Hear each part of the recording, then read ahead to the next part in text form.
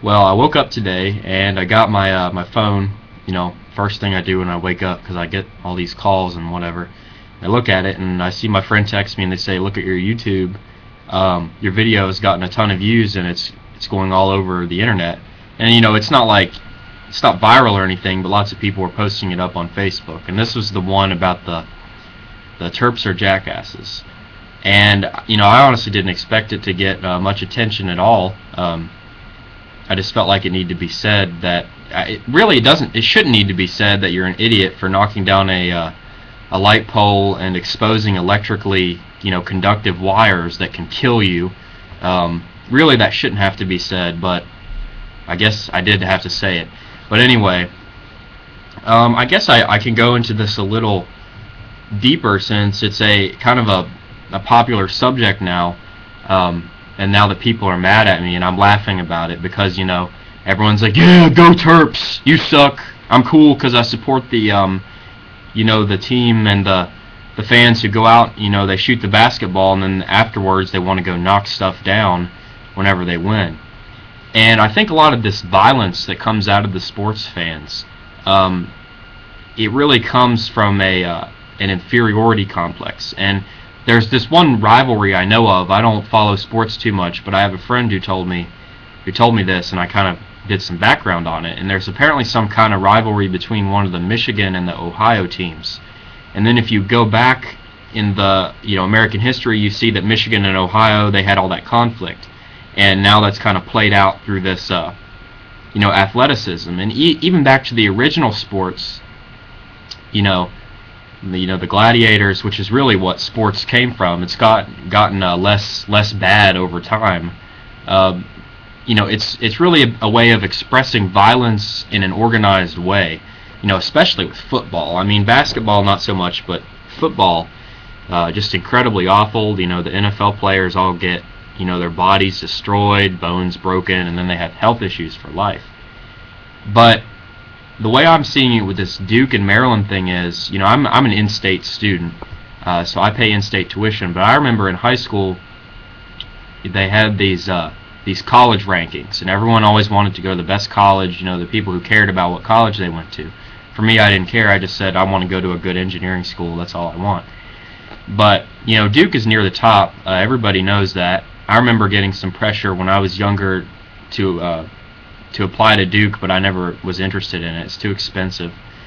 But you look at how opinions change. So in high school, I would see some students would be applying to Duke, and then they would apply for the University of Maryland. And then I've known of a few, that they were scared to death of being rejected from Duke because they really wanted to go there. And I would bet a pretty penny that there are a lot of students at UMD who, one of the reasons they have this, let's go tear down fences and stuff when the Terps beat Duke, is they probably got rejected from Duke. Now, if you look at Duke, I checked the U.S. News and World Report college rankings today. Duke is incredibly ranked compared to UMD. UMD academically is not a top 50 school, according to U.S. News and World Report. And, that's the one that everyone looks at before they apply to college.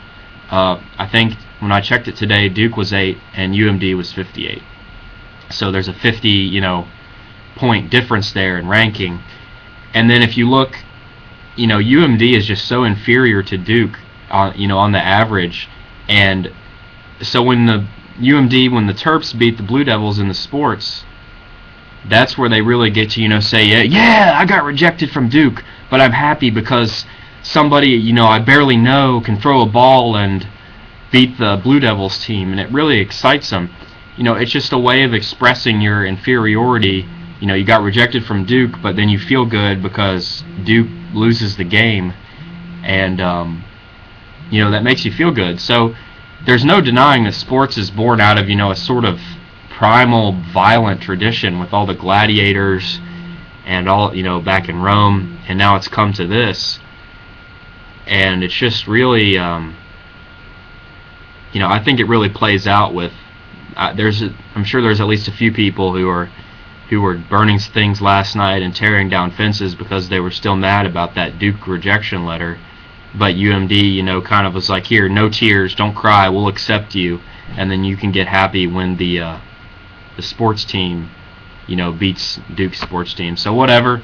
Another thing is these people are they live out, like I notice a lot of people commenting on my other video. It's like the worst are the alumni, because once you graduate, apparently you're supposed to feel some kind of connection to your school, and then they come in and they're like, "You're a disloyal terp. You're not supporting the terps. You're not a real terp." I don't care about this school. I get my degree because it's a top 20 engineering school. I probably could have done better, but this school for me, it's cheap tuition. It's a pretty good education. Once I leave, I don't care.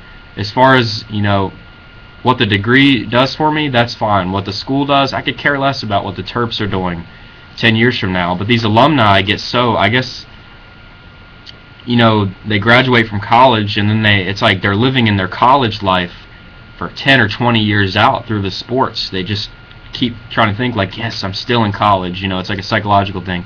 I can still watch the game, feel like a college student, even though I'm an alumni. How pathetic. And I've been saying this Alan Watt, The Truth About Sports video, he goes into that. You've got to grow out of the sports. At a certain age, I don't know what the age should be. That's not for me to dictate. But, sports are for children and for adolescents. You've got to grow out of it, especially when you're sitting on the couch or the chair and you're not even participating in it. You're just so obsessed with it. You just, you have the remote, and then you got your little ESPN. I see people do this in class. Probably one reason that UMD is so low ranked compared to Duke is they sit in the stupid lecture hall and they're, what's the ESPN scores today? Oh, the Gators, they beat the Sooners, or whatever the hell it is. I don't know, the Sooners and the Pokes and all this stuff. And then you get they get their grades back, and you're like, fuck this professor, man. I deserved a better grade. Well, no, you don't, because you're checking the ESPN all day, and the NCAA and the NFL and the NBA and all these other, things. So, anybody who's coming on there and commenting on that, I haven't really read that many of them. When you come on and when you start saying things like this, you start making personal attacks, it really just proves you are just another idiot sports fan. You're no different from the other, 100+ million obsessed Americans, I don't know what the exact number is, that are totally obsessed with this gladiatorial games, modern gladiatorial games, and in Europe, they even kill people over it. They have those soccer riots. It's just totally sickening. So anyway, I'm sure some of you have got your inferiority complex. It's okay, you can get over it. Just be a good student and stop being upset that you're, not accepted to Duke. You can't, just because you failed in high school and you kept your GPA, low and you couldn't get into Duke, doesn't mean you have to go out and tear down fences when your school team beats the school that you got rejected from. Thanks for watching.